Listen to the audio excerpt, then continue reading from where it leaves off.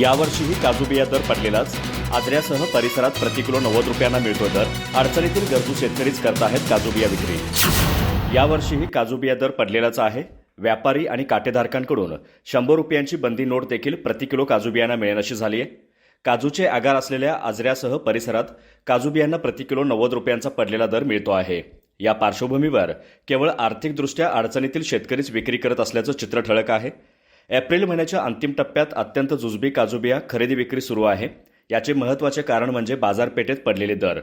90 रुपये प्रति किलोप्रमाणे पडलेल्या दरामुळे बहुतेक शेतकरी काजू बियाची विक्री करण्यास उत्सुक नाही. या महिन्याच्या अखेरच्या आठवड्यात देखील काजू दर केवळ 90 रुपये राहिला आहे. परिणामी दरवर्षीपेक्षा खूपच कमी काजू बिया विक्रीस येत असल्याचं चित्र आहे. त्यामुळे भर उन्हात खरेदीसाठी थांबणारे खरेदीदार, व्यापारी आणि काटेधारक निराश आहेत. या पार्श्वभूमीवर तालुक्यातील शेतकऱ्यांचा आर्थिक कणा बनलेले काजू बिया उत्पादकांचे पांढरे सोने काळवंडल्याची स्थिती आहे. कोकण सदृश्य आजरा परिसराला काजू उत्पादनाचा फायदा होत राहिला आहे. 4 ते 5 वर्षांपूर्वी येथे प्रति किलोस 150चा दर मिळाला होता, पण त्यानंतर काजू दर कोलमडतो आहे. येथील नैसर्गिकतेने काजूगर खूपच चविष्ट बनतात, पण आधेमध्ये अनपेक्षितरित्या अवतरणाऱ्या धुके, थंडी आणि अवकाळी पावसाच्या निसर्ग संकटामुळे या काजू बिया उत्पादनावर कमालीचा अनिष्ट परिणाम होतो. यामुळे चविष्ट काजूगर असलेल्या बिया काळवंडतात आणि पुरेशा प्रमाणात पक्व होत नाहीत. परिणामी दराबाबतची त्यांची फारच हेळसांड होते.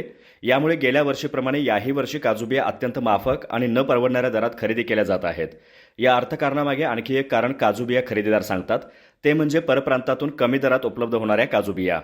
देशांतर्गत केरळ, कर्नाटक आणि टांझानिया, घाना, अर्जेंटिनासारख्या देशातून काजू बिया साधारणतः 80 रुपये प्रति किलो दराने काजू बिया मिळतात. चवीला जेमतेम असूनही काजूगराला पांढरा शुभ्र रंग असल्याने त्याला गिराईक भुलतो. चवीशी देणेघेणे नसलेली ही वृत्ती येथील रुचकर काजूगर उत्पादकांना रडवते आहे.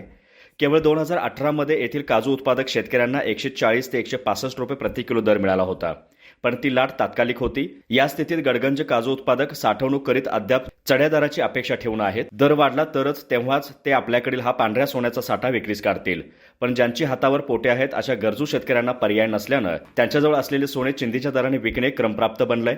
त्यांच्या या असहाय्य स्थितीचा फायदा उचलण्यास काटेधारक बाजारात ठिय्या मांडून आहेत. शासन आणि कृषी उत्पन्न बाजार समिती प्रतिनिधींकडून याबाबत कारवाईची गरज आहे. पण निवडणुकीत रमलेल्या या प्रतिनिधींना जाग येईपर्यंत काजू उत्पादक शेतकऱ्यांचे डोळे पांढरे होण्याची स्थिती आहे.